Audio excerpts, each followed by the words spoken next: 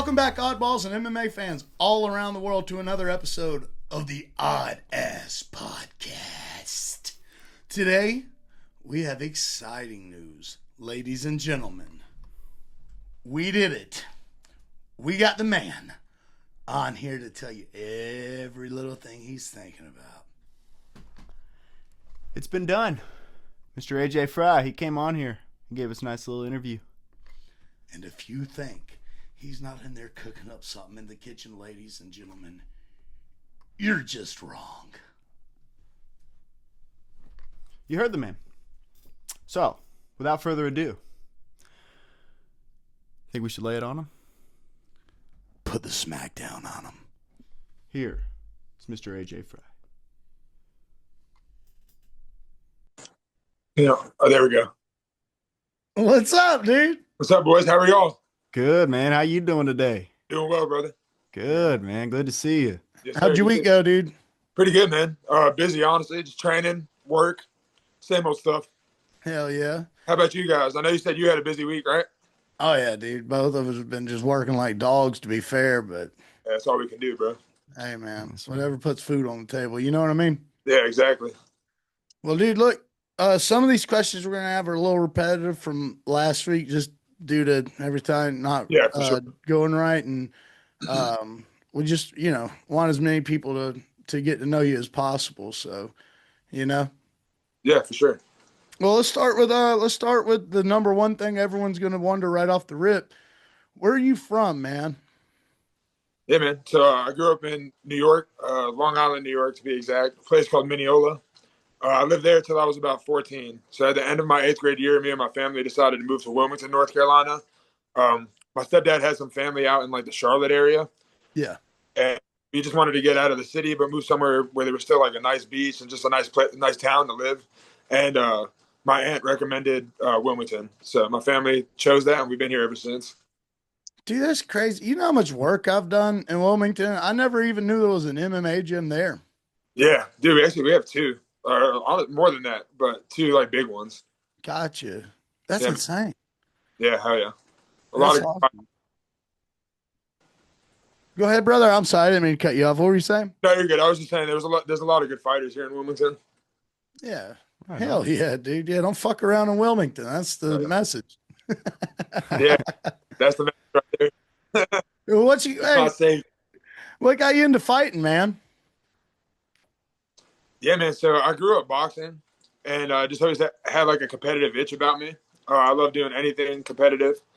Me and my buddies just used to do some like sparring in the backyard, and that's what made me originally get into boxing and the Fight Night Round 4 video game as well. Yeah, But yeah, man. Throughout high school, yeah, Fight Night was that game. Oh, yeah. Yeah, dude. That was that shit. Yeah, hell yeah. But throughout high school, I changed my focus to basketball because that was like what I loved more. And but I always found myself coming home for like the summer and just like still doing boxing workouts just to kind of just stay in shape. I just always enjoyed it. Whenever basketball was over for me, I wanted to get back into it. But this time I wanted to learn how to wrestle, and I wanted to learn how to do more striking, not just box, like kickboxing, elbows, knees, things like that. So a buddy of mine recommended Brunson's gym, Derek Brunson.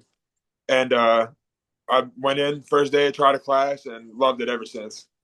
No doubt. Right on, man. So Yeah. obviously, you train with Derek Brunson or at his gym anyways, right? Is he one of your coaches, like one of your lead coaches, or how does that work? Yeah, 100%. Derek is the most humble guy I know, and he's super active in all of his fighters. Like, he's checking in on us every day. If somebody's missing a class or, something like that, he's on our ass for that. Wow. And he's in there training with us, like while we're drilling, he's walking around, like paying super close attention to our technique. Like, hey, that was good, but this is why it wouldn't work at the next level. So yeah, he's super involved with us, and that definitely means a lot to have somebody of that caliber spend his time with us and show that he really cares and put a lot of effort into coaching us. Yeah, dude, because you hear some of these, obviously a bunch of fighters of the high level have gyms, right? And, you hear, sadly, you hear that a bunch of these guys really don't get involved with their fighters, but it sounds like Derek's really involved in helping you guys progress in your training. Yeah, 100%. Dude, that's fucking sick, dude. So, all right, all right. Sidebar question: when you're training at Derek Brunson's gym, because What's everyone that? knows Brunson. If you watch MMA, you know who Derek Brunson is. Is that a wrestling Sure. heavy gym, or I mean, obviously you guys are doing everything, right? But every gym kind of has their one niche, or Yeah. Funny enough, we're pretty much a big striking gym. no Oh, shit. wow. That's what's really cool about having Derek is we got a bunch of good strikers in there, but on top of that, we have him to help us with our grappling and our wrestling. So it really works out perfectly. But I would say for the most part, we do have a lot of guys in there that are just pretty well rounded. Like it's a big thing they push on us. He lets us know that everybody in the UFC or in the higher organizations are going to be well rounded. And obviously, if you want to be the best at MMA, you got to be the best at every aspect of it. So even though we are like striking heavy, we do a good job of mixing it all in. Oh, that's awesome, Right dude. on. Hey, I actually had a question that goes along with that. So Yeah, what's up, like, Taylor? yeah, I'm like a musician. I play multiple instruments and stuff. And drums in particular are like super natural for me. Like it's really easy for me to go into the flow state. Is there any specific like fighting style that you can get easier into the flow state with, like wrestling, boxing, kickboxing, jujitsu? Yeah, for sure. I feel like for me, just because it's what I've repped the most, I have the best time getting in the flow state with like boxing. Just is where I feel the most comfortable, feel the most natural. So I kind of can just ignore everything and get kind of tunnel vision. Just start slipping punches, pulling punches, countering, things like that. Right on. That was actually my guess. Working towards. Yeah, what was that? I said that was actually my guess. I figured you were going to say boxing. Yeah, for sure. I don't know how it is for other fighters, but I feel like just striking itself is easier to get into a flow state because you kind of like the counter punching aspect of it. You're slipping punches like Alex Pereira versus Roundtree in like round four, I think it was. He did a pretty good like example of hitting the flow state. He was just in there throwing 1-2s, pulling back, throwing another two, sidestepping. So That was a sick fight. Yeah.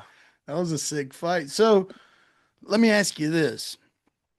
How does it feel to know that you stepped into a cage and knocked out another man in 12 seconds in a room filled with people? yeah, dude.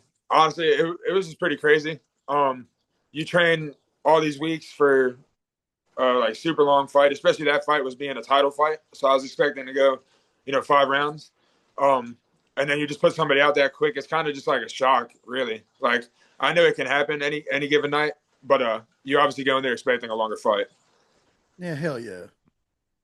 Hell yeah. I knocked out a dude in like 15 seconds one time, but it was in a bathroom and everybody around us was not people I wanted to be around. Yeah, Hey, dude. still got a knockout though. I guess that's all that matters. Oh yeah, dude. Yeah. And then I got jumped on for knocking him out.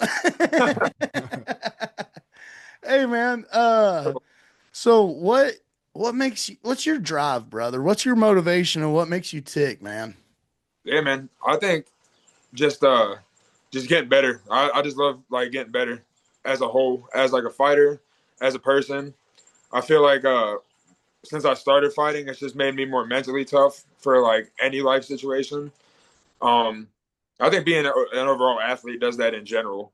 But I would say my drive is just like just to keep improving myself, just self improvement. And then another motivation is obviously to like make sure my family is straight. Um, I want to use fighting to be able to like set up a nice career for myself, whether it's in coaching or whatever. I just want to be able to make some money doing it. Yeah, man. Damn right. 100%. Oh yeah. Well, man, I mean, that's pretty much everyone's motivations, the family, dude. You got kids, you got a wife. What's going on in that aspect? No, man, just I got 3 sisters, my mom, my stepdad. Uh, both of my parents have like given a lot to me growing up, so I just want to be able to give back to them, and I feel like this is a good way to do it.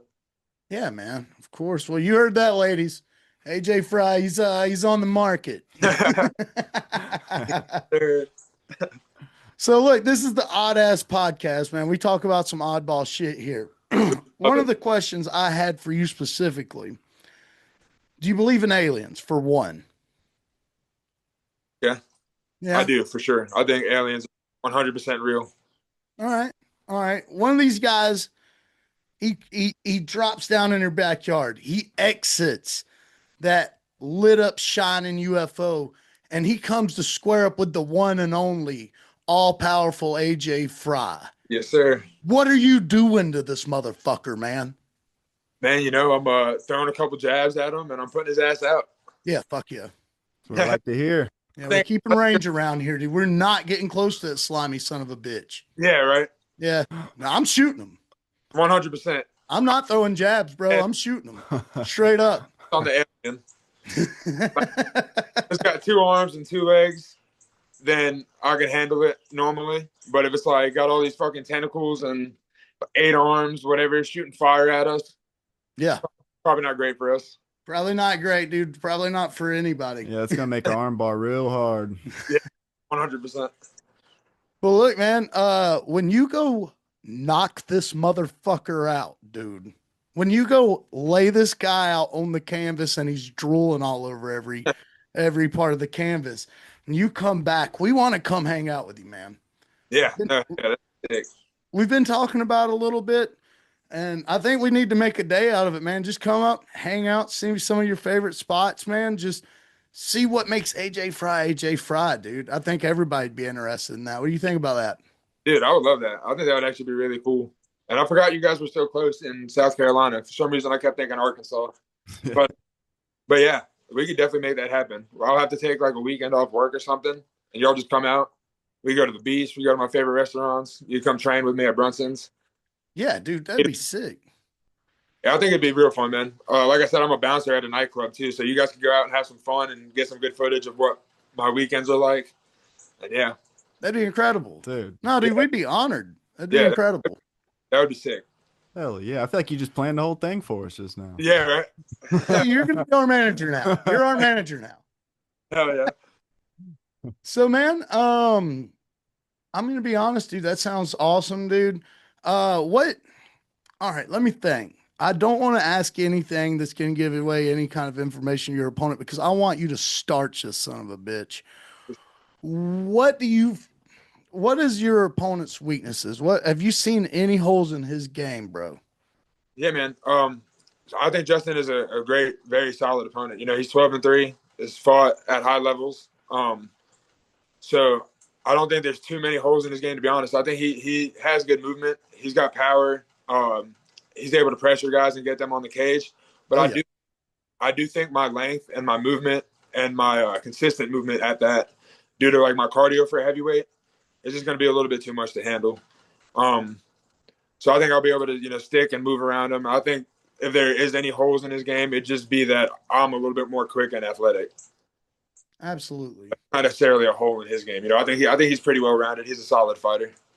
Yeah, now he fought for UFC, he fought for Bellator. I mean, for crying out loud, the dude fought Derek Lewis on the way up, man. 100%. Yeah, dude. I mean, Derek Lewis knocked him out, but Yeah. Derek Lewis knocks a lot of people out. he knocks out every fucking body, dude. Yeah. That's a scary dude right there. Yeah, man. Well, I think you're exactly right, man, because your fighting style's been a lot like from what I've seen is a lot like Tom Aspinall, and that's pretty much his game plan: go in there and out cardio the guy, and fight like you're not a heavyweight.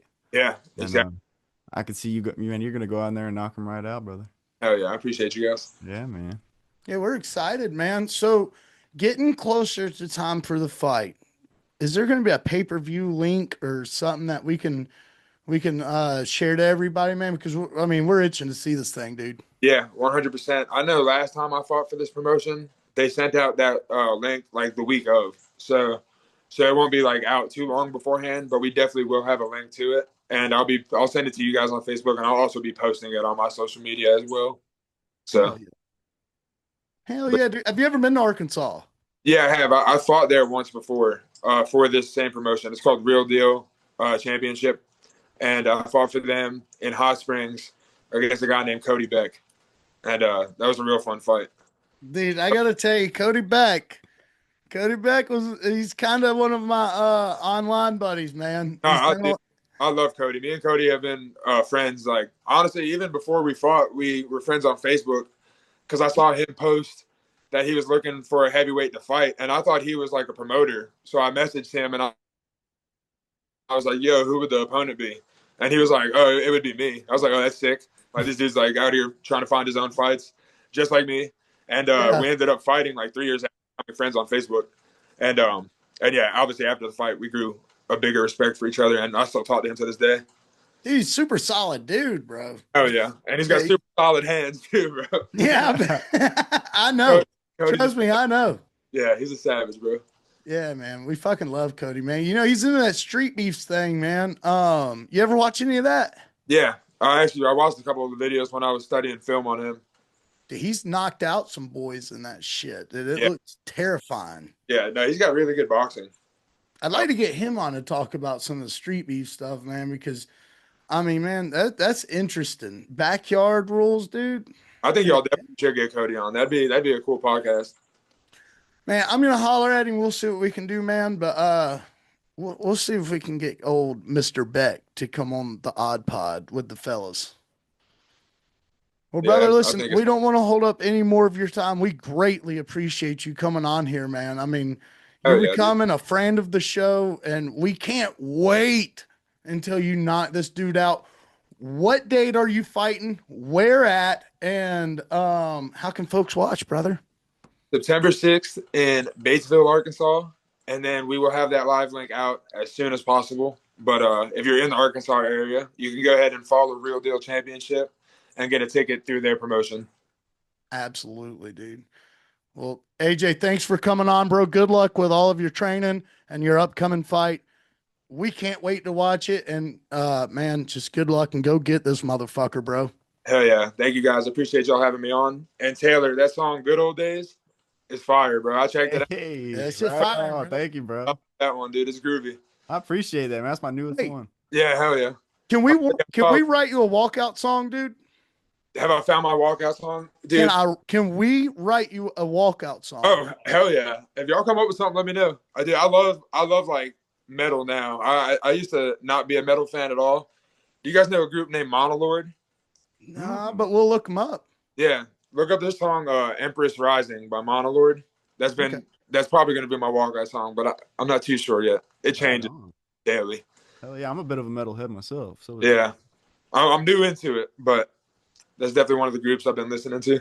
It's great for your occupation, I'll tell you that. Yeah, exactly. Going in the gym. Yeah, 100%. Sidebar real quick. Me and my brother a few years ago went to fight this motherfucker that was talking a bit of shit. And he's like, bro, you got to get pumped up. You got to get pumped up. We got to put on some music. I turn on some Death Clock to go. And he's like, no, man, we got to listen to some rap on the way over here. And I'm fucking with it. But if you're going to ask me what I want to ride out or walk out to fight, it's going to be some metal. Yeah, 100%. Yeah, dude. Just get you going. Well, thank you for everything, AJ. Man, we appreciate you coming on, and we can't wait to have you on again, man. Hell yeah, bro. Good luck, and thank you. Yeah, thank you, guys. I'll see y'all soon. Take care, brother. Great talking to you. Later.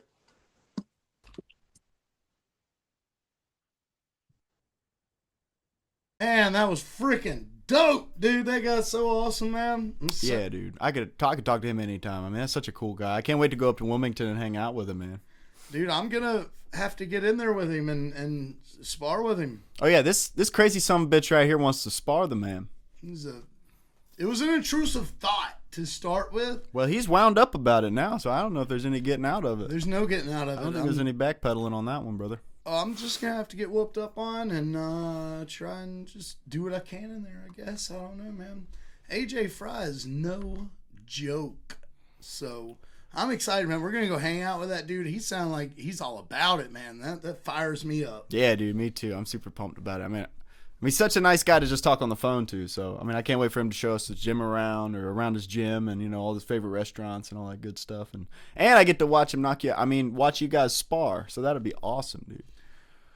I don't think he's going to knock me out. He's not. I'm just kidding. It's sparring, bro. He's not going to knock you out. If he does knock me out, you've got to get right in there. You've got to get in the action. Oh, yeah, dude. You've got to catch. My 135-pound ass is coming after him, dude. I'm doing it. I don't think that's a good idea. I was talking about with the camera. Oh, yeah. Okay, that's a better idea. I don't think you should get in there. I don't think I should get in there. Yeah. I don't think I should get in there. I just think it's going to be a good time. AJ's a great dude. We're going to have fun. We're going to get out there, experience a day in the life with AJ. The sparring part's just a small part that we're going to have a great time with, and I hope you guys have a good time watching. So we're going to get that planning. We're going to get that going in the future. But right now, in the present, right here, us, you, now, here. Yep. Is the recap of the weekend. Why don't you start us off, man? Go ahead. I don't even want to talk about these guys, dude. All right, so first fight of the night, Cody Brundage versus Eric McConaughey. Now, this was a pretty controversial fight. I, along with most of the MMA community, thought it was an absolute robbery. I thought Cody Brundage got it. Now, I'm not of the mind that it was a total robbery as it wasn't close. It was a close fight.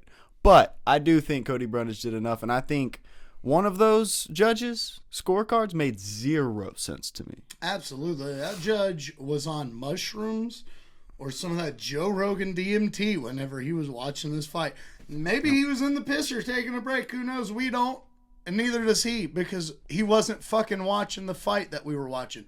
For one, I don't think either one of these guys fought well. I'm not going to sit here and say I thought it was a robbery. I'm not going to sit here and say that I thought that it was the wrong decision. I think that both of these guys need to go back to the drawing board and get their fucking shit together. Cody Brundage fought like shit. He took the third round off. Did not need to. It could have very well easily been 1-1 going into the third round. It was like he didn't even try. Eric McConaughey, good luck, buddy, but you need to work on your wrestling, your anti-wrestling, and your jiu-jitsu, because that looked like dog shit. On to the next one. Well, Gabriela Fernandez won a decision against Julia Stoliarenko. Nobody gives a fuck. But yeah, we're gonna move on from that. So sorry, ladies. So then up next we got Uros Medic and Gilbert Urbina, and Uros Medic sent that man to the shadow realm. Dude, he euthanized that dude. Euthanized. He stuck a needle in that dude's neck, put him to sleep, brother. He did. I would even say lobotomized. Yeah, I mean, absolutely took that dude. So I love Gilbert Urbina. By the way, huge Gilbert Urbina fan. Sorry you got knocked out, Gilby. I'm sorry you got knocked out, brother. I wish that would have went the other way around, but the doctor had other plans. Yep. That's right. Huge shine of the week, Jocelyn Edwards.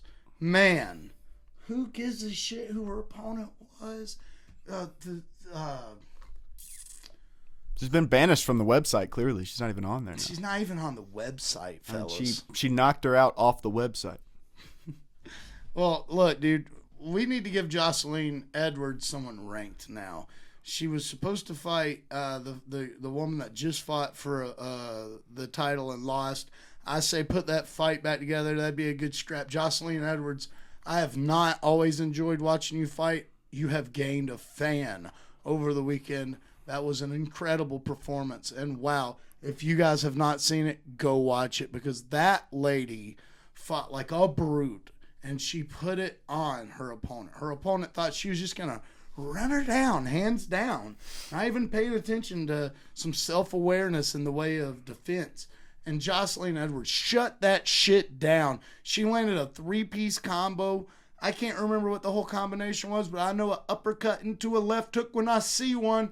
She knocked that head up, popped it off the shoulders with the left hook. It was flipping amazing. That was a tasty 3-piece. I will say, though, Jocelyn Edwards has had problems making weight in the past. So as long as she can get that under control, she's ready for the top 10. I don't give a shit if she makes weight or not, dude. I'd love to see her fight again. I don't care. She needs to go up a weight class. If she can get that under control and stay right there, I'm a fan. And you know how I feel about some of these fighters that don't come out here and perform. Jocelyn came out and performed on the weekend. I can't argue with that. She certainly did. I mean, I heard that 3-piece as it was getting carried out, that order. Sick. It was beautiful. Sick. It's very good. But what was even better was that damn power bomb in the next fight, bro. Bro, straight out of Quentin Rampage Jackson's personal diary. Elijah Smith has snuck into Rampage Jackson's home, went into his bedside table, took the diary directly from the madman himself, and took a page for himself to study. He picked that dude up and slammed him through the octagon's canvas. What do you think about it? Dude, it was hard to watch. I'm gonna be honest. I mean, Kazama was doing everything right. He was a huge underdog in this fight, and man, he was doing a good job putting a wet blanket on the guy. Yeah. And that's exactly what led to his demise. Yeah, dude. Is that he kept the wet blanket approach a little too long. A little too long. You should have let it go as soon as you were, 6 foot in the air. I think that's a good place to stop. Let go. I think Elijah Smith dominated. I don't think they got landed one single significant strike. Oh, for sure. Smith. But it should have been earlier. It should have been over a lot quicker than 4 minutes. Yeah. The way that Elijah was fighting. But Kazama was doing a good job staying alive until he wasn't. Yeah, because he's dead. Yeah. I don't know if he's the same guy anymore. I gotta be honest. He might not be a guy. He's probably a cadaver in a coffin. He might be, dude. That's what I'd imagine. I don't wish it upon anyone, but Julius Walker and Rafael I'm not even gonna try and say this name. Cerqueira. Let me tell you something. We don't care. Move on. Julius Walker looked good, I'll say that. But it was a decision win, and but we're gonna move on to the main card here. That's what we're going to do. Main card time. Ladies and gentlemen, this was a great card, man. I had a great time watching this whole entire card. Why don't you tell them what AJ told me over the weekend, man? What did AJ tell you over the weekend? Something about my picks. Oh, this motherfucker had 100% of his picks last week. And AJ Frye watched the podcast and gave him props. He noticed. He saw what went down. So legends, they know when there's another legend in the room. It's not very hard to get almost all of them. Miss one or two, but it is very hard to get 100% of them. So we got to give our boy props here. Thank you. Pickmaster of the week. First fight of the main card was Eric Anders versus Christian Leroy Duncan. We both took CLD, man. And it went exactly the way we thought it would. I mean, Christian Leroy Duncan put him out 4 minutes into the first round. I mean, it was going to be sooner, but it just happened to be 4 minutes. So you can't trash Eric Anders. He showed up. Oh, yeah. He fought the way Eric Anders fights. He even looked like a slightly improved version of Eric Anders. He just wasn't enough to take out CLD, man. Christian Leroy Duncan is a problem in the middleweight division. Who would you like to see him fight next? I'd like to see him fight Michel Pereira. That's who I'd like to see him fight next. That would be a good fight. Yeah. Michel Pereira's got a fight coming up next week. If he wins or loses, I don't care. Dude, I don't see anyone stopping the CLD train. No, dude. I mean, until he gets into the top 5, I don't see anyone even touching on him. I beg to differ, but that's a whole nother conversation. I'm just talking about what I've seen. Yeah. I mean, listen, he's a great fighter. We can't wait to see his next fight. That's what really matters. For sure. On to the next one. Miles Johns took on Jean Matsumoto and fell short to a decision loss. Taylor, why don't you walk us through this one? So, Miles Johns was doing everything right. He was fighting his fight. He was, trying to grapple. But John Matsumoto was just one step ahead of him, man. I mean, he's good everywhere. The dude's a super athlete. He's got great striking, great jiu-jitsu. I believe he's a black belt, if I'm not mistaken. And he was just too much for Miles Johns to handle, man. He took that black belt off and tried to strangle Miles Johns with it. Yes, he did. Yes, he didn't get it done, but he got the victory, bro. And it was a fun watch for a decision win. It was a great watch, man. I can't wait to see what he does next. On to the next. Christian Rodriguez took on Andre Feely. I had a feeling. So here's the only one I got wrong. As you know, we basically had the same exact picks last week except this one. And it's the one that I got wrong. So Andre Feely whooped on Christian Rodriguez. Christian Rodriguez has mentioned a lot of issues he's had with, the mental aspect of the game. And while he was fighting, lesser known people, it wasn't really getting to him. But the bigger the fight gets, I feel like it's really starting to get to him. And he has great potential if he can just get that little thing under control. Because his past 2 fights, dude, he just didn't have that dog in him that he had in his other previous fights before that. I mean, we love Christian Rodriguez. He's an incredible fighter. This was just a speed bump. He's going to learn from this, and he'll be back bigger and better than ever before. I guarantee you that. Andre Fili just happened to show up and showed him what a veteran does to an up-and-comer like Christian Rodriguez. He showed him why, hey, look, you better be studying that damn book, because if not, I'm going to smack you in the head with it. And that's what he did. He smacked him right in the face with that flipping book. Man, it was a beautiful execution of the game plan with Andre Fili. I mean, he was doing everything right. Very quick, dude. Super fast fighter. And he was just a step ahead of Christian Rodriguez. The experience showed. Touched his ass up, man. Lasmin Lucindo took on Angela Hill. I thought this was a good fight as well. It was a pretty good fight. I thought it was a pretty back and forth fight. Lasmin Lucindo clearly won, in my opinion. I think in everybody's opinion.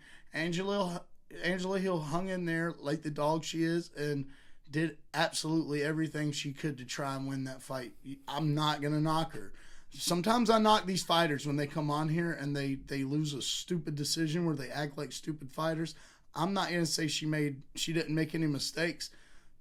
Who am I to tell Angela Hill you made a mistake, dude? Mm-hmm. She showed up. She showed out. I'm not going to take anything against her. Lasmin Lucindo, on the other hand, showed up and textbook showed you how to beat Angela Hill, bro. That's right. That's right. Angela Hill's made a career out of decisions. I mean, you can't put her out. No.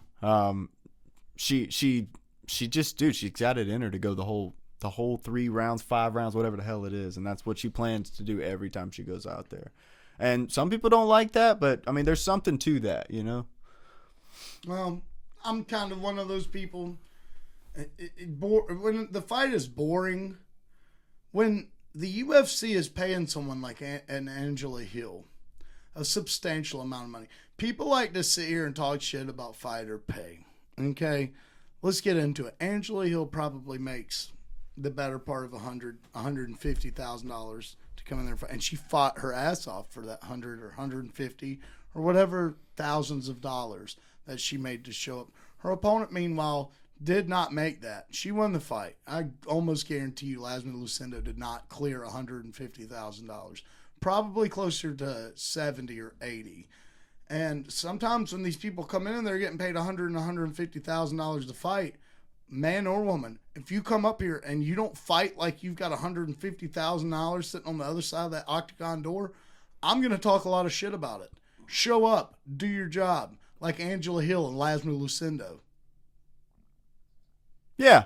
Yeah. Yeah. Everything that he just said, I agree with that. Steve Erceg took on Oddass Osborne, and brother, Oddass, bro, he almost got it done. He almost secured that victory that nobody saw coming. Dude, I can't believe he did as good as he did against Steve Erceg. I mean, I did not think he had it in him, but dude, that was some of the quickest striking I think I've ever seen in my entire life. I mean, I was so impressed with Oddass' speed, and I know he goes out there and he always tries to finish in the first round, and people say that's his folly. He damn near did, but though. Dude, that's what I'm saying. It really almost worked this time, and I mean, Steve Erceg just almost fought. He fought for the belt. Yeah. And Oddass Osborne went out there and looked like he was going to make quick work of him. And, I mean, it just wasn't as close as I expected it was going to be, man. I thought Steve Erceg was going to mount the fucking floor with him. If Oddass goes to any other promotion under the sun, he's the champion. For sure. I mean, like a lot like a Manel Kopp. Yeah. You know, that's how I see him. Yeah. He was undisputed, undefeated everywhere he was. He comes to the UFC and, like, you know, he's doing good. Don't get me wrong, but Manel Kopp, man, that's another vicious motherfucker. Oh, yeah. Yeah. Yeah, have they fought? Let's look it up. Yeah, I believe they have. Let's look it up. Let's see what the deal is, man. Check it out. Let's check that out. Oddass Osborne, ladies and gentlemen, is a legitimate ninja. And let's see what the deal is here, man. Do not see it. Do not see it. Hey, guess what? You know what sounds like the perfect fight? Manel. Oh, there it is. Dude, there it is. Yep. Manel Kopp beat him. 2021. Round 1. Beat him at his own game. Beat him in the first round. Look at that. Well, we would have been some sick matchmakers if they hadn't already made that match. You know. Well, hey, Oddass, congratulations. Put your chin in the air, bro. Dude, yeah, that was beautiful display of Muay Thai. Pay that man. Pay sure. That man. For Don't sure. cut him, dude. Odass's I don't care if he's 13-9. No, Oddass a company man, dude. He shows up to all the shit, man. I've been watching Oddass. I've been following him on Instagram for a long time, dude, and he loves this shit. And dude, not only that, but he sacrifices his time going out and helping the public, especially in schools, teaching children all kinds of good things, man. If you guys aren't familiar with Odass's work outside of the octagon, you should really check it out. I mean, that'll bring a tear to your eye. That guy really is a charitable individual to his community. That's right. Up next, we had Taylor's boy, Anthony. They should call him the motherfucker Hernandez. Dude, he mauled that son of a bitch, bro. He Roman fucking Dolidze mauled looked him. like he didn't belong in there with him. Dude, he didn't want to be there anymore. He gave up, basically. Yeah. And, I mean, that was a gangster-ass choke he was in. But still, I mean, he just started it. And he was like, nah, get me the fuck out of here. Man, that was such a beautiful display of mixed martial arts, dude. I love watching Anthony Hernandez fight anytime, any place, anyone. So I know he's calling for a title fight. He also said, I will fight anybody and everybody on the way to that title fight. Here's the problem, ladies and gentlemen. Saturday night, we have the middleweight title up. It's Dricus du Plessis. We'll get to this in a minute. Versus Hamza Chimaev. There's a few people in front of him. You have RDR in front of him. And I really think that's the fight to make. You also have who else is in front of Anthony Hernandez? There's quite a few people. There's RDR, Israel Adesanya, and Sean Strickland. There you go. We didn't even pull that up. I pulled that right out of the pocket. I want to see Anthony Hernandez fight Sean Strickland. That's what I want to see. I don't know what you do with Izzy. I know you don't put him up against RDR. Maybe you do Izzy versus Sean too. Apparently Sean doesn't want to do it. Who knows? I say you do Anthony Hernandez versus RDR Sean Strickland. I don't really care to see him fight Israel Adesanya. I really don't. I don't think that'll be the barn burner that it sounds like. I feel like that'd be an awkward fight. Of course, Anthony would go after it. I just feel like Israel would shut some of that down. And I actually would have Anthony winning that fight, but it wouldn't be the barn burner folks thing. I really don't think so. It'd be a smother fest. Yeah, I don't think it'd be a great fight. I'd rather see Izzy fight somebody else. I could see that. See that. But I could also see Izzy knocking him out. I mean, he has been knocked out before by great strikers. Because he's a gangster and he's not scared to actually come in here and fight. I know that there's very specific qualifications to be a BMF. But, man, I would have to make an exception for Anthony Hernandez because that was fucking nasty, bro. I think he meets all the criteria. Well, I would say that too, but he's not like a primary striker. You know, like it's like saying that Khabib's a BMF. You know what I mean? That boy got hands, though. He's not a Khabib. Khabib had hands against Conor for a second. You know what I mean? Mm-hmm. That's like saying I don't know. Anthony Hernandez, in my opinion, fits it. It's like a cowboy. He wasn't a primary. He's of course was a terrific kickboxer. He also had that submission game down packed, son. Mm-hmm. So, you know, I feel like he checks all the boxes. I agree. I'm glad you agree because that's my guy, man. I love watching him fight. I can't wait to watch him fight again. I hope he does fight RDR. I think that would be great. Or Sean Strickland. That would be good too. I just think RDR was a little harder of a fight than Sean Strickland. I think he would mop the floor with Sean Strickland. And I know that them's fighting words, but that's just how I feel, man. Hey, let him fight. If it's fighting words, let him fight. Dude, let's talk about this freaking Paramount Plus deal. Okay. Crazy, right?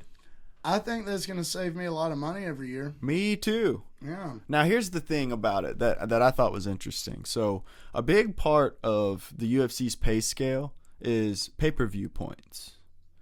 So, if they're not doing pay-per-views anymore, how are they going to subsidize those pay-per-view points and make sure that... Because, like, yeah, he says he's raising the fighter pay, but is it going to be enough to substantiate the loss that they're getting from not having pay-per-view fighter points? Sorry, I was just getting the crink out of my neck so I can lay this down on you. Okay, he's got some knowledge right here. All right, drop it, brother.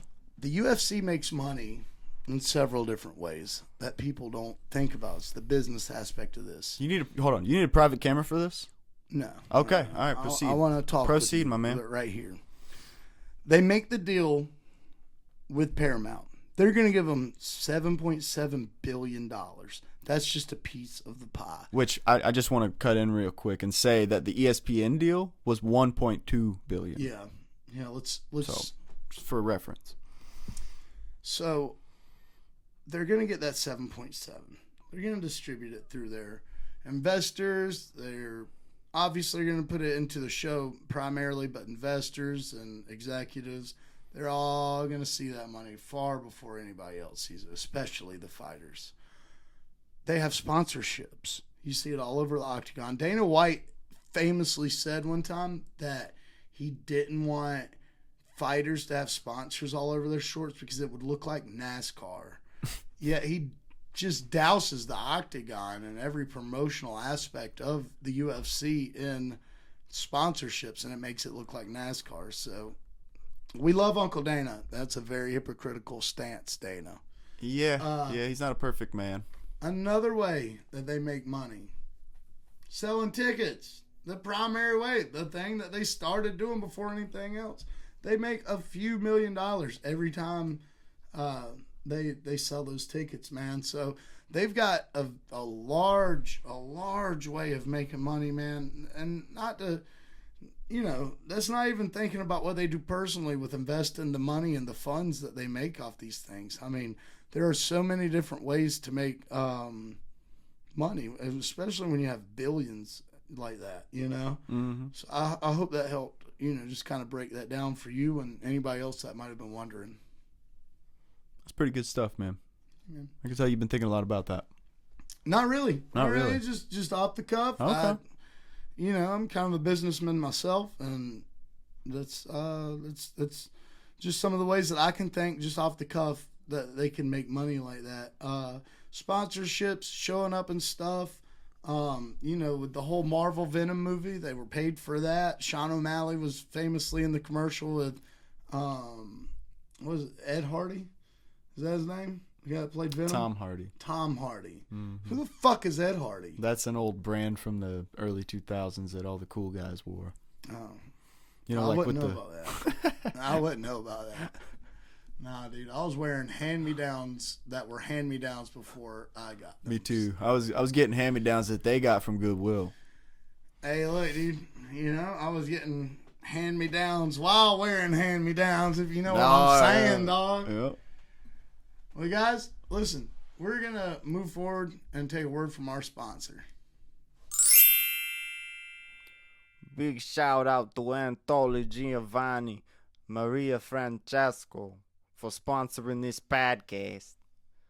Need protection from would-be thugs, corrupt cops, and other entities of the sort? Call Anatoly Giovanna Francesca, and he'll keep things short. Whether you're in high rises of Augusta, Georgia, or in the trenches, his goons will make sure your opposition sleeps with the fishes. Get a hold of this highly dedicated team today. Receive a complimentary favor on the day of his daughter's wedding for 10% off using the code ODDMAB.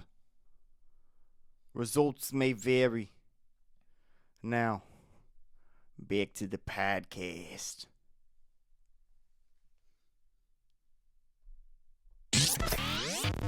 Welcome back, everybody. Those guys really helped us out, man. And I've got to say, we appreciate you guys. All of our sponsors, the many bulk of sponsors that we have, man. We'd like to tell you all, thank you.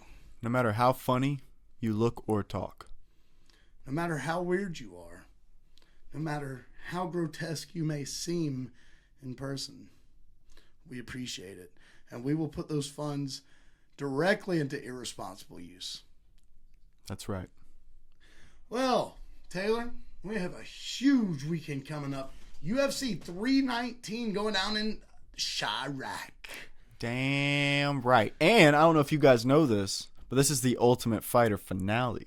It's the first fight of the card. I mean, When Why do do they usually do that? I don't know if I mean, they don't usually do that. Why are they doing that right now? That's a great question. I guess it's such a stacked card that they were just like, we gotta. Because I think they kind of just picked the card that lines up best with the revealing of the last episode and whatnot. And I guess that just happened to be this one. So up first we got Alibi Idris versus Joseph Morales. Now, I don't know if you've been watching The Ultimate Fighter, but Joseph Morales used to be in the UFC. He lost, so they kicked him out. And now he's back coming through The Ultimate Fighter. And Alibi Idris is from Kazakhstan. And I don't know if you remember what I said a couple cards ago, but I don't bet against Kazakhstan. It's never failed me, actually. It's a sure bet just about for me so far. So give me Idris on that. Let me ask you something. Who's on Team Sonnen and who's on Team Daniel Cormier? Alibi is on Team Sonnen, and Joseph. No, it's the other way around. Yeah. Joseph Morales is All on right. Team Sonnen. Could've called Alibi. that. Yeah. Could have called that. Give me Alibi. I'd love to go with Uncle Chell's Joe Morales, but I mean, dude, listen, it's just like what he said. We're not going to bet against that. I'll bet against some of those dudes, but just not this guy. This dude's name is Alibi, and he's fighting someone named Joseph. Yeah. Think about that. Give me Alibi. On to the next one. Karine Silva is taking on Dion Barbosa. So, Karine Silva. Give me Karine Silva. I don't know who Dion Barbosa is, but she looks mean. She's probably not going to stand the test against Karine Silva, if I had to imagine, without even doing any kind of research on who Dion is. Yeah, give me Karine Silva as well. She's got great striking, great jiu-jitsu. I think she'll get it done. And honestly, I don't know who Dion Barbosa is.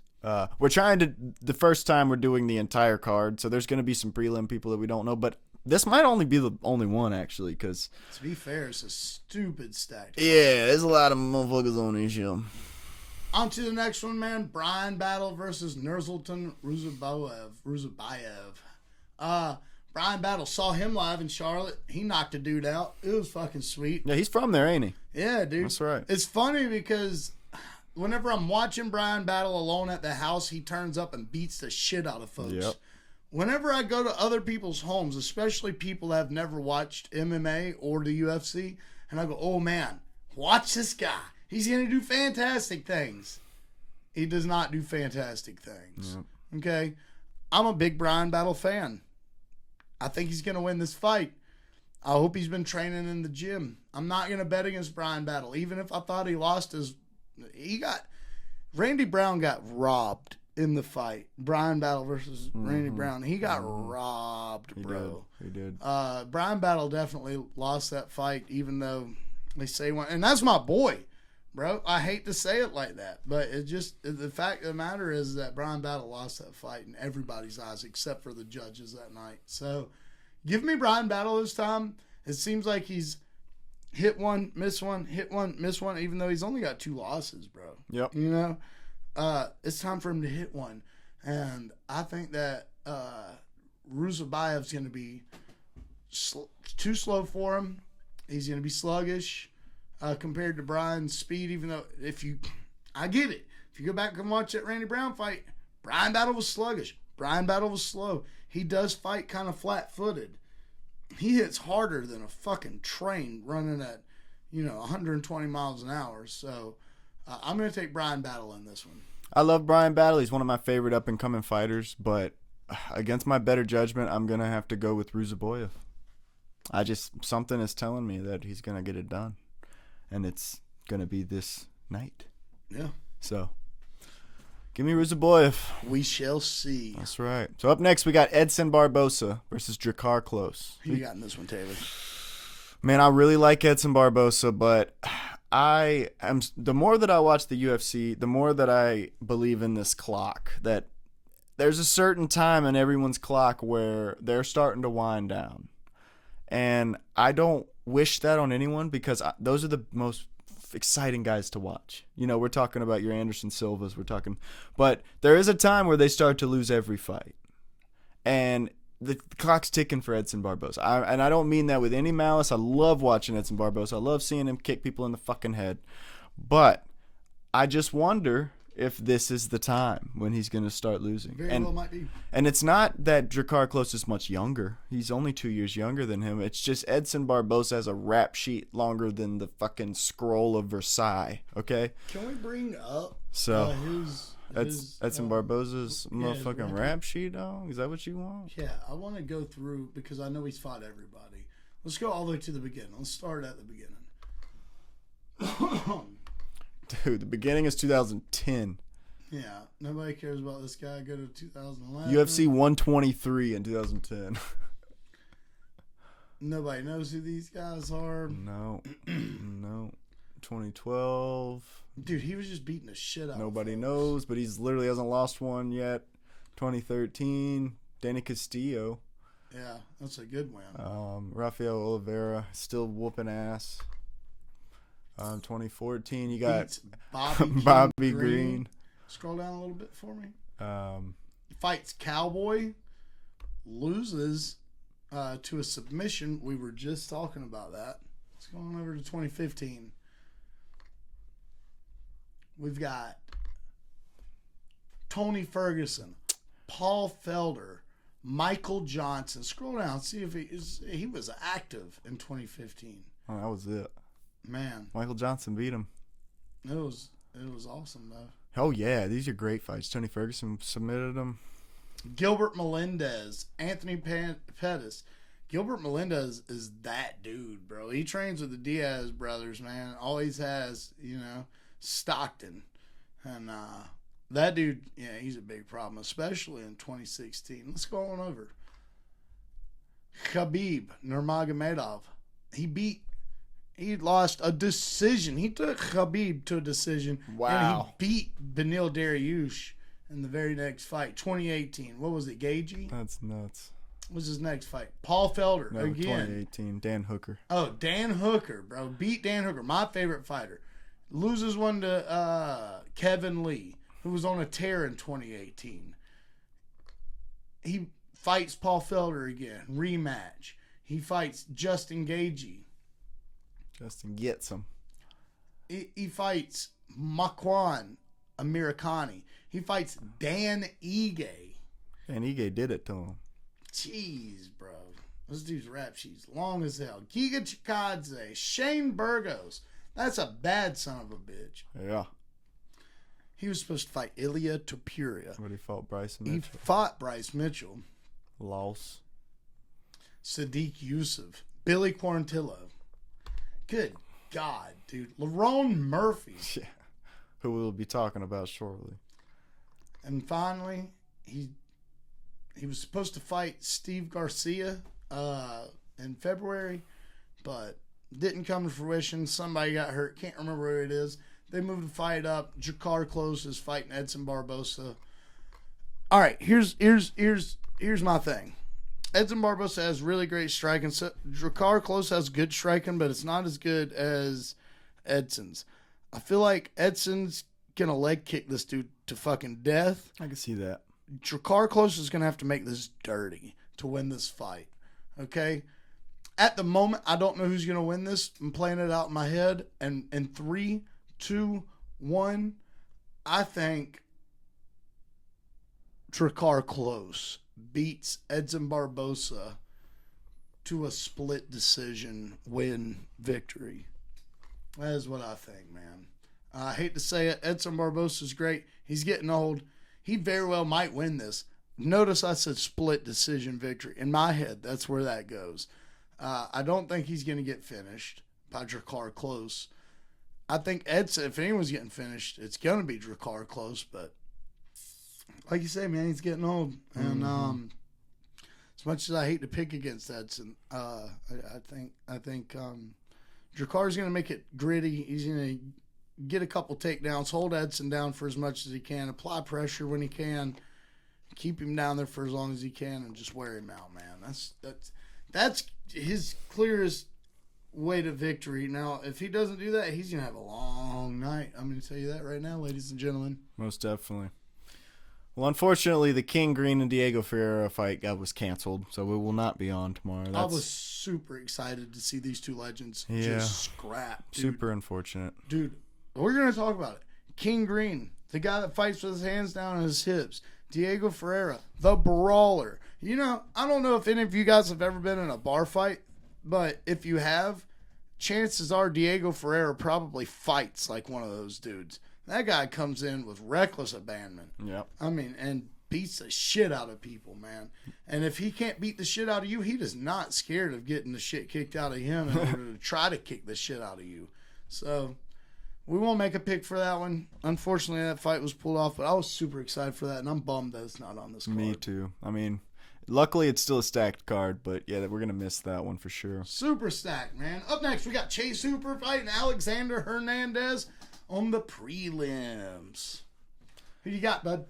Chase Hooper, man. So for the longest time, I was a huge Alexander Hernandez fan. It's a funny story for me, actually, because, like, I always just liked his fighting style, and I always rooted for him.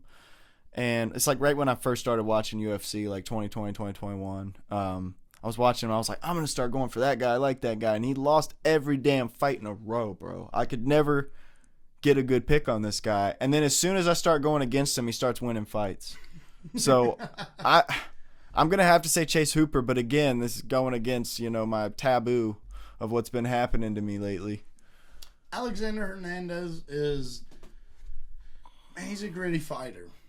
He shows up. Even when he loses fights, he does show up to fights, man. Chase Hooper is a very young, talented individual. When he came in, he was as skinny as this flipping microphone stand right here. The guy's put on muscle mass. The UFC put him on like kind of put him through some core classes, if you will. Like before you go into college, you do core classes. They put him on like a fundamental build-up type of contract where they were going to build him up and they did not give him easy opponents. He lost one of those fights and maybe two of them. I can't remember. I think it was just one of them. The guy's an excellent jiu-jitsu player. This guy does not muck about. Whenever it hits the ground, dude, he is on your ass, boy. Give me Chase Hooper by submission in the first round. I can get down with that. That's what I'm thinking. I can get down with that. I think Chase Hooper's going to do it with his curly head. Up next, bud, what do you got going on here? We got Jessica Andrade versus Lupi Godinez. Lupi's great, but I got to say Jessica Andrade, dude. She's like the Brock Lesnar of her division. So, especially since going down a weight class. Yep. Yeah. I usually don't like seeing fighters go down a weight class, especially later on into primarily later on into their careers. I don't like seeing that. I think Jessica's made a good decision. Unfortunately, I think Lupi Godinez is going to I don't see this one going to a decision. I think Lupi's going to finish her. Someone's getting finished at any rate, whether it's Jessica finishing Lupi or Lupi finishing Andrade. I think that this is going to be a finish.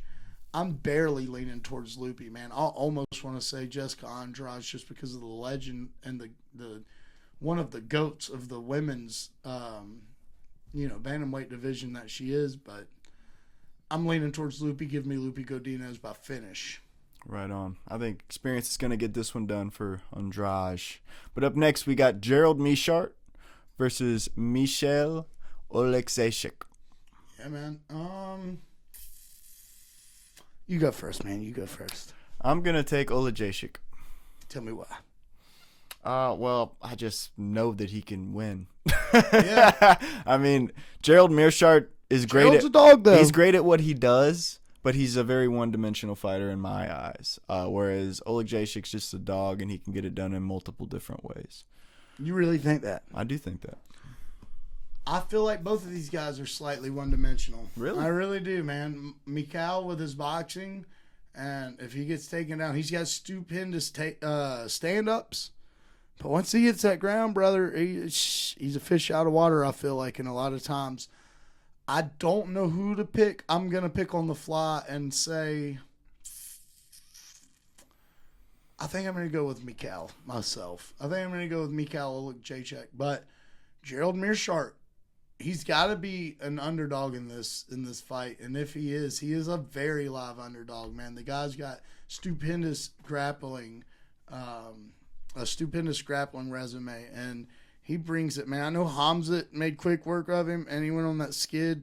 Mental, we just talked about mental is a huge part of this game, a huge aspect that folks can't even comprehend, can't even begin to comprehend.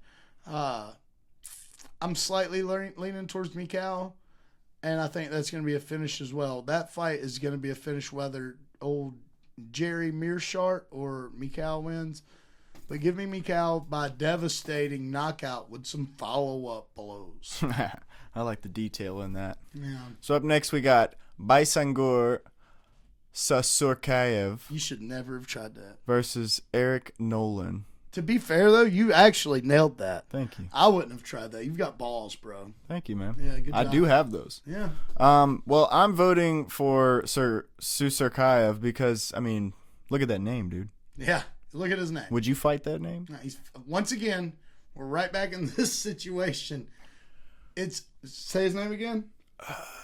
Baysangur Sasurkayev. Baysangur is fighting someone named fucking Eric. Eric That's why Nolan. we're taking Baysangur. Eric That Nolan is why. is Spider-Man Peter Parker's cousin. I guarantee you Baysangur is from the Caucasus region, and he's going to wrestle him, beat him up. He trains with Hamzat. Hamzat says he's a wonderful athlete, and we're gonna go with Baysangur. I think that's about right. Yeah, the light clip broke there. That's pretty sweet, but we'll fight with it afterwards. On to the next one. Kai Asakura is taking on Tim Elliott. Man, Tim Elliott's a funky fighter, dude. He's a very funky fighter. People forget, man. Like the whole Joe Rogan, people forget, man. Tim Elliott is a very funky fighter. He gave DJ a run for his money back in the day, kind of. DJ didn't want to fight him. He found him hard to fight. I just think Kai Asakura is that guy, man. I know he came in, they put him right against the champ right off the rip. That has a lot of pressure on somebody, dude. It is. It's a whole lot of pressure on him, man. Tim Elliott's way to win this fight is going to be with the wrestling. I just think that Kai Asakura is going to be one step ahead. If he does get taken down, he's going to be able to submit Tim Elliott. And if he doesn't, he's going to knock him out. So I'm leaning towards Kai. I also have Kai Asakura. I'm going to just trust the odds makers on this one. I have seen a lot of Tim Elliott's fights, but I have not seen a lot of Asakura. So it's hard for me to imagine them fighting. So, but I do believe in Kai Asakura's skills. Yeah. In this fight. This is going to be a great litmus test just based on the fact that, he just fought the champ. He's took that L and took it with stride as well. And it's hard to judge anyone up against Pantoja. Yeah. I mean, that dude's like excellence. Yeah, he really is, man. Tim Elliott, he's a veteran of the game, a funky fighter, well-rounded. This is going to be a solid matchup to see where Kai Asakura's mind really is. That's right. On to the next one. Jared Cannonier is taking on Michael MVP Page, bro. Now, I'm real conflicted on this one because these are two guys that I always pull for. Yeah, me too. Whoever they're fighting, I pull for both of these guys, and they're fighting each other. So as much as I want to go for Jared Cannonier because I love the guy, I love him as a person, I love his fighting style. I mean, I love watching that guy fight. I got to go for Michael Page, man, just because his fighting style, man, he fights so smart. Mm-hmm. He keeps that distance, and he just leg kicks you and head kicks you to death. And I think that's going to work perfectly against Jared Cannonier. 100%. So here's my problem. Last weekend, Jared Cannonier's cornering one of his boys. He's walking next to DC, and he says, "I've got a plan." There's only one thing you walk past DC to tell him when you say, "I've got a plan," and that's wrestling, folks. That's right. That's wrestling. Wrestling. All right? I just think he's that dude, bro. He really is that dude. He's going to be a little smaller than Jared. Jared's fought at heavyweight, dude. He's fought heavyweight, light heavyweight, and now middleweight where he's found his home. And I think he can wrestle Michael. I think that he can knock out Michael. I think that Jared Cannonier is the more well-rounded fighter. I think MVP is going to knock him out. I think he's going to send Jared Cannonier's huge head into the 7th row is what I think. I think that MVP is going to win this via knockout.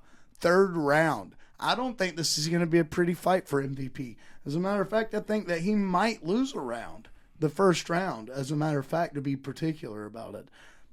I think he's going to come out that 2nd round updated. His coaches are going to be dialed in. He's going to be dialed in. They're going to digest all that information, go into that 2nd round, and by the 3rd, Jared Cannonier will no longer be.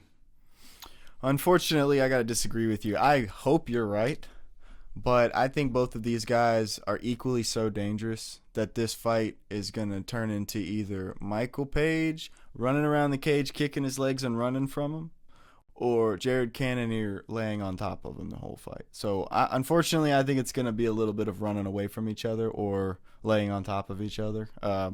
So I think it's going to be a boring decision fight, but I really hope you're right in calling the freaking knockout, man, because that's what I want to be true. I don't blame you for your assessment, but here's the one thing.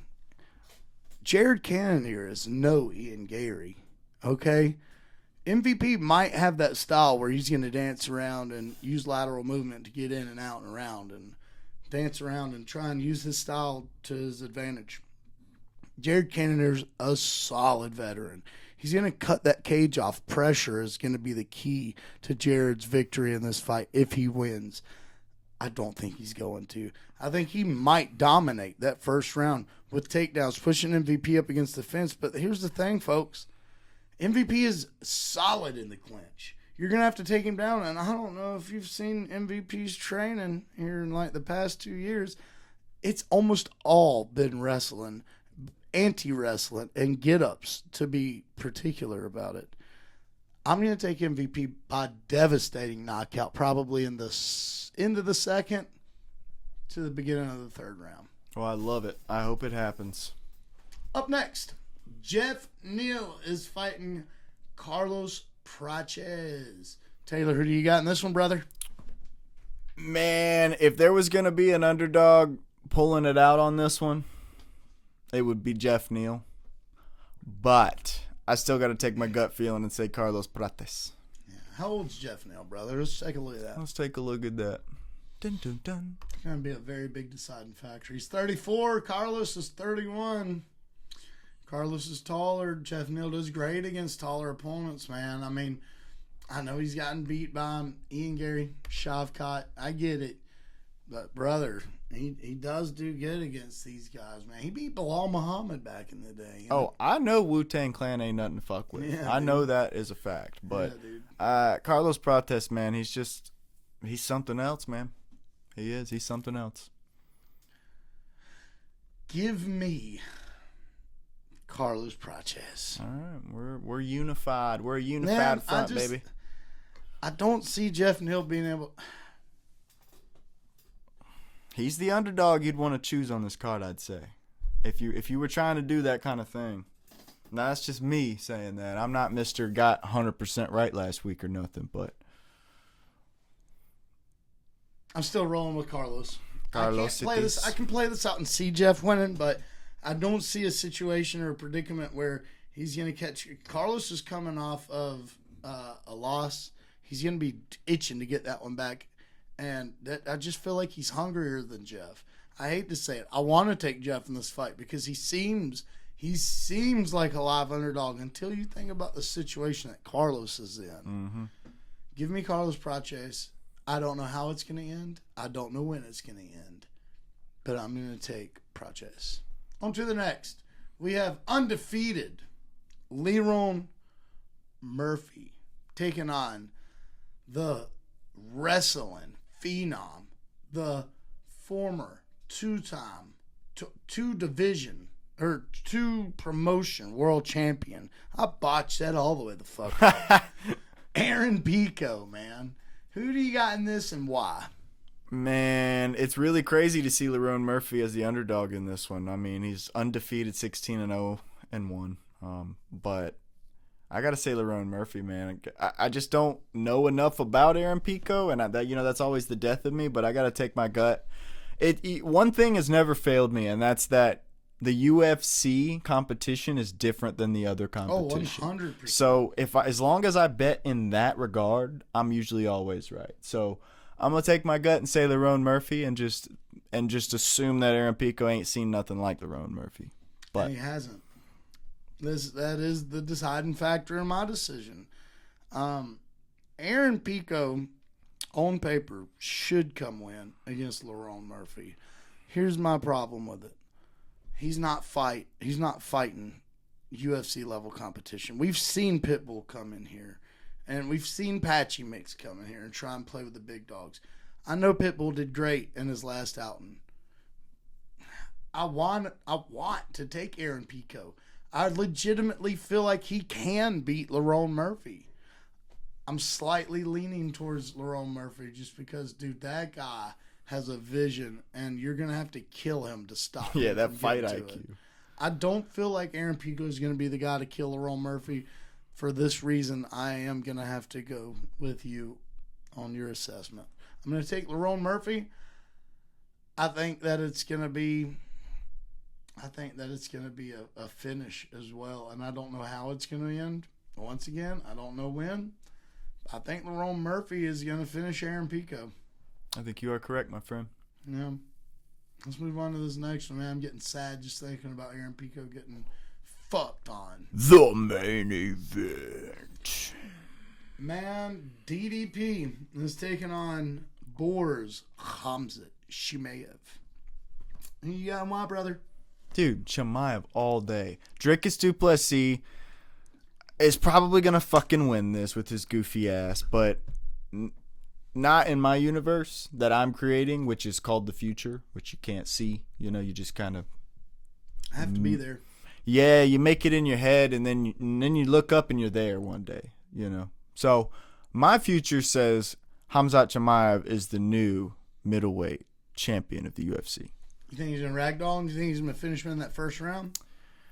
I don't think so. I think Dricus is too much of an animal to be finished like that. But I do think Hamzat is gonna dominate him. I think he's gonna do whatever he wants in this fight, unless Dricus gets him wobbly. If Dricus gets him wobbly at any point in this fight, it's over. Because that's what he fucking does. Let me tell you, this just got fun because I'm taking Dricus. I figured you were. I almost always have bet against Hamzat. I've always been wrong. The last two of his fights, and when he was supposed to fight Nate Diaz, and last minute got changed to Kevin Holland because Hamzat can't make weight to 170 anyways. Dricus is a different. He's the new breed, and I get Hamzat is the new breed. Hear me out. Everyone talks about his wrestling. He's got all the trips. He's got all the single legs, the double legs. He's a back taker, though. He does not like to play in people's guards. He does not like to sit up top on people unless he can get to full mount position. And the only other way he really likes to get folks, and go back and watch his fights. He's very consistent. Go watch his wrestling matches. He's very consistent. Go watch his training. He is extremely so fucking very consistent. If you could not have told by now, with me saying it 18 fucking times, he's consistently taking folks' backs. Okay? Even if he takes Dricus' back, he is going to fucking... A piano's going to fall on Hamzat's head in the middle of this. He's going to cartoon his way out of it. He's going to grab the wrist and turn around on him. I don't know how he's going to do it. He's going to do it, man. I think he gets out of that first round. I think that he's going to make him fight his fight, man. I don't see that. I don't see Hamzat getting Dricus out of there. Even with a choke, I just feel like Dricus is going to get out of these chokes. Hamzat very well may be stronger than Dricus. Here's another thing that people aren't taking into consideration here, though. Dricus is huge. for that division. And I don't mean, oh, he's taller than old George, but whatever the fuck. That is a thick boy. You hear me? Yeah. Thick boy. That's what they say. But they say the same thing about Hamzat. I mean, he was fighting at 170. Dricus could definitely be a heavyweight on any given day, brother. You're right. You know what I mean? You're right. Give me DDP. As a matter of fact, I feel like DDP will finish Hamzat Vs Chimaev. You heard it here first, folks. Nobody else is saying this shit. Look at your boy, Mr. 100% last weekend. I'm probably going to eat my words. I'm probably going to eat those words. But I feel confident enough in my own hysteria to say that I believe DDP is going to be reigning for a while. And no daggum Chechnyan is going to go over there, that South African, and take that belt from him. Them some big words, man. Yeah, man. Man, you know, I know we usually end it here. I'd like to say a couple things, if you wouldn't mind. For sure. We're fans of MMA. Yeah. We enjoy other MMA media outlets. One thing I can't stand, and I've been seeing it so much, dude, politicizing MMA. I know Donald Trump comes to the fights. That's great. Him and Dana are friends. You're going to have that. 100% guarantee you if any Democratic, liberal individual wanted to come to those fights, congressperson or whatever, they'd come to, Dana White would not tell them, no, you cannot come to this fight. Dana White's a businessman and he fucking loves money. They could come if they want to. Promise you. It's all smoke and fucking mirrors, folks. But when you tune in to prominent MMA medias, the Ariel Helwani's, the Submission Radios, the Luke Thomases, Ariel Helwani doesn't do it. I'm not going to call any names out yet, guys. We understand where we're at right now. But just you motherfuckers know we are coming. Okay? We're not here to fucking muck about. This is the place where fighters come to... It's like going to the bar, dude. We hang out with these guys. We want to get to know these guys. We want them to get to know us. And we want them to have a chill, super fun experience. It's really fucking hard to do that whenever all you guys want to talk about is fucking politics, man. We don't tune in to listen to hear you talk about what fucking propaganda agenda bullshit that you want to talk about, man. We don't listen to it. We don't give a fuck. So get it the fuck together. Luke Thomas and Ariel Helwani. I just said those names because they're very extremely some of the most prominent individuals in the game right now. Luke Thomas is a very extremely liberal individual. He's come out and said it so many times. This is not a hit at Luke Thomas, because let me tell you something Luke Thomas also does. He fucking tells his people, look, I've got a whole separate podcast, dude, for this shit. If you want to talk about this shit, we can talk about it on the other podcast. We're not talking about it on my MMA shit. He has before. I think he notices. Nobody gives a fuck. Nobody gives a fuck what we believe.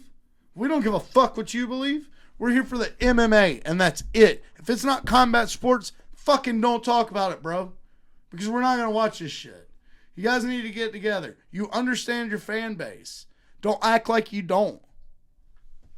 I had to get that off. I know it was a rant, man. I'm so sick and fucking tired of going to these extremely prominent... I don't want to say their names, man. I'll tell you two things. It wasn't Ariel Helwani and it was not Luke Thomas. Okay? That's what I will say. I'm sick of it, dude. I'm fucking sick and tired of it, dude.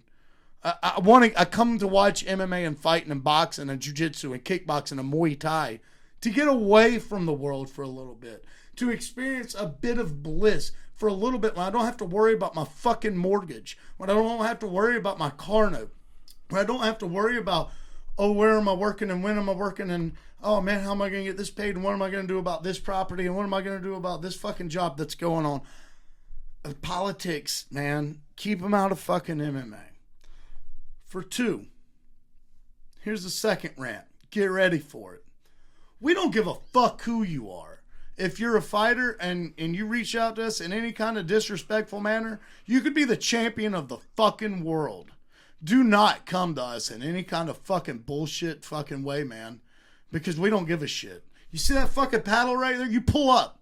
Pull up. I don't give a fuck who you are. We will beat the fuck out of you with that paddle right there, dude. Don't come at me in my DMs. Because, Taylor's our editor. Taylor is our production guy, if you want to call it that. This is a setup that is in the works. And just like how I am in the works doing our networking and reaching out to some of you guys and trying to figure out who'd be great to come on and who would be a wonderful addition to the show, I don't give a fuck if you're Israel Adesanya. It was not Israel, by the way. I think that's pretty evident. It was a very prominent figure in the UFC. I will say that. I don't give a fuck, dude. Don't come at me talking about you need it done here and there and this way and that way and, oh, we're going to talk about this and or I'm not fuck. We don't give a shit. We just won't do it. How does that sound? Okay? We're not pussies. This is the bar. This is where we come to hang out, dude. This is the poker table. We sit here, we talk shit, and we get away from the world for a little bit. So 2 things about us. We're not here to talk about politics. Another thing, we're not going to take your fucking bullshit. Cram it down your throat. Go somewhere else with it. Go talk to Ariel Helwani. I promise you he's going to 10-8 you. He might 10-7 you.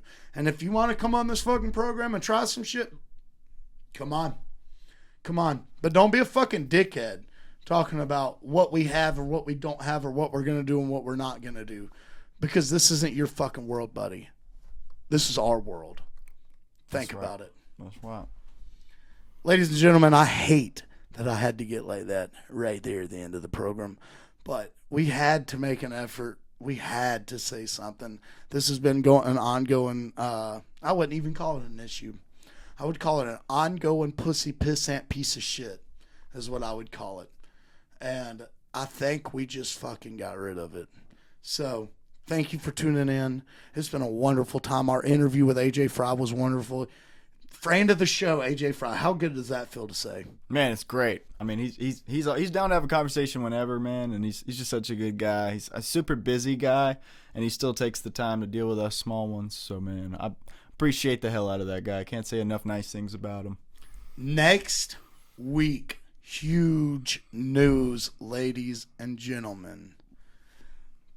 Dana White's power slap, welterweight champion of the fucking world, Anthony Blackburn, is going to come on this show and discuss with him his extreme sports, his love for extreme odd things, man. He was playing this game. I had to ask him what it was. There's a little stick, there's a ball, there's a string. Him and his buddy are throwing these things around like fucking nunchucks. I'm going to get me one. I can't remember the name of it right offhand, but I'm going to show you as soon as we wrap this up and get these guys out of here and on with their lives. I'm going to show you this shit, dude. It was awesome. And we're going to have to do a little live competition with it once we figure out what the hell this thing is, man. Tune in next week to check out Anthony Blackburn. All he's got to talk about, any upcoming competition or anything he's got to talk about. We don't give a shit what he's got to talk about. We just want to talk to the man and see what's inside that head of his, man. We might not watch Power Slap religiously. We have tuned in and checked out some shit, particularly him knocking out that one dude, the curly headed fuck, the colored haired guy. Hey, look, man. Actually, I think it was a decision. I don't think he knocked him out. I think it was a decision. At any rate, we're going to learn a lot about Power Slap next week. We're going to learn a lot about Anthony Blackburn, and we are stupid fucking excited for it. So tune in next week. Check us out. And for now, guys, stay odd. Also, one more thing.